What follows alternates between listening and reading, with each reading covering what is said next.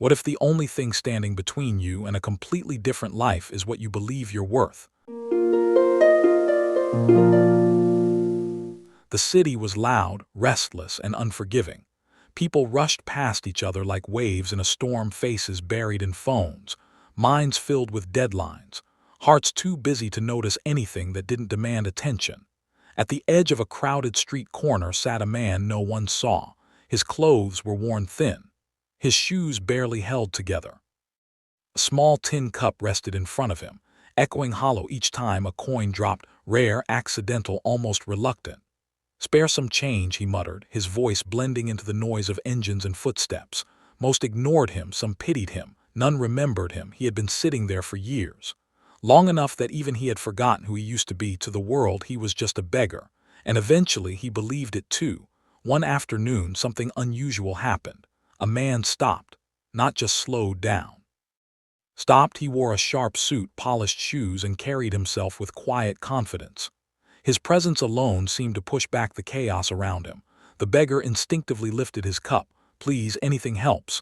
The businessman looked at the cup, then at the man. "I don't give alms," he said calmly. The beggar's hand froze midair. His face tightened, not with anger but with something deeper.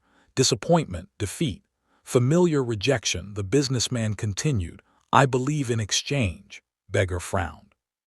"Exchange? I have nothing." Businessman shook his head. "That's not true. Everyone has something to offer."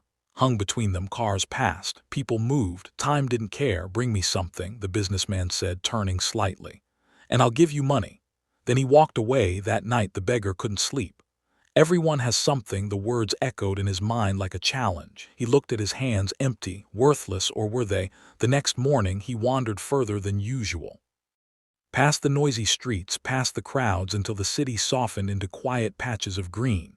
There, growing wildly along the roadside, were flowers, small, colorful, alive. He stared at them for a long time, then slowly he picked one. Back at his usual spot, something had changed. When someone approached, he didn't just extend his cup, he held out the flower. "Flower for you." People paused, confused at first, then curious. Some smiled, some laughed.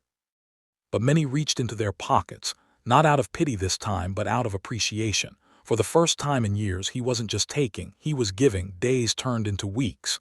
The beggar returned to the roadside each morning, gathering fresh flowers. He began to arrange them, bundle them, choose the brightest ones. His movements became more deliberate, his posture straighter. People began to recognize him. The flower man, they called him, not the beggar. Something inside him began to shift. One afternoon the businessman returned. He stopped in front of him again.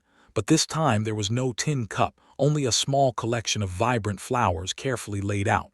The man looked at him, really looked, then he smiled. "You see," the businessman said. The former beggar stood taller, unsure of what to say. "You are not a beggar," the businessman continued. "You are a businessman." Those words hit harder than any coin ever could. A businessman, not someone who asks, but someone who offers. That night the man didn't sleep again. But this time it wasn't because of doubt. It was because of vision. He started waking up earlier, gathering more flowers, traveling farther, learning which ones lasted longer, which ones people loved most. Soon he wasn't just sitting on a corner. He was standing, then walking, then selling. Months passed. The streets that once ignored him now welcomed him. People sought him out.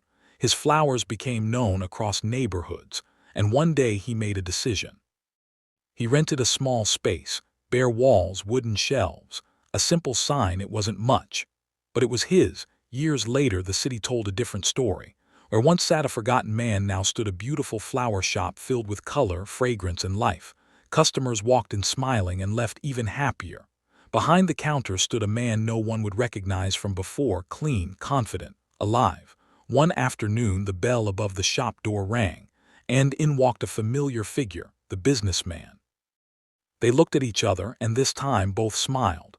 "You've done well," the businessman said, glancing around the shop. The former beggar nodded. "Because of you?" "No," the businessman replied gently. "Because of you?" Man shook his head. "You changed everything." Businessman stepped closer. "I only showed you something you couldn't see," he said. "You believed you were a beggar, so you became one." Gestured around the shop. "Then you believed you could offer value, and you became a businessman." Silence filled the space, but it was no longer empty. It was full of understanding. The former beggar took a deep breath. For years, he said quietly, I waited for people to change my life. Looked at his hands, the same hands that once held nothing. I didn't realize I had to change what I believed first. The businessman nodded. That's the secret most people miss. He turned toward the door, then paused. We don't become what we want. Looked back one last time. We become what we believe we are. Bell rang as he left, and the man stood there surrounded by flowers, each one a reminder of who he used to be and who he chose to become. So ask yourself, are you still holding out an empty cup, or are you ready to offer something the world can't ignore? Because the moment you change what you believe about yourself, everything else begins to change too.